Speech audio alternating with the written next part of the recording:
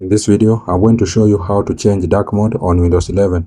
If you find this useful, please consider subscribing and liking the video. Now, as you can see, my file explorer, I am in the light mode. So I want to turn this into dark mode.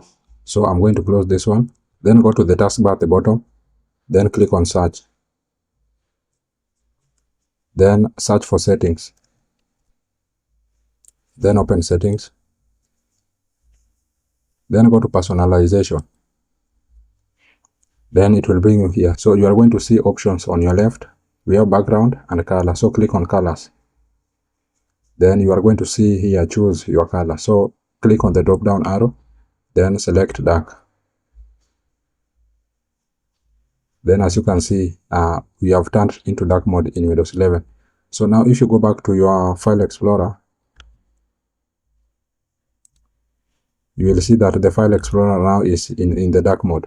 So that's really it, guys. That's how to turn dark mode in Windows 11. I hope this was useful, and if it was, please consider leaving a like and subscribing to the channel. Thank you guys for watching, and see you in the next one.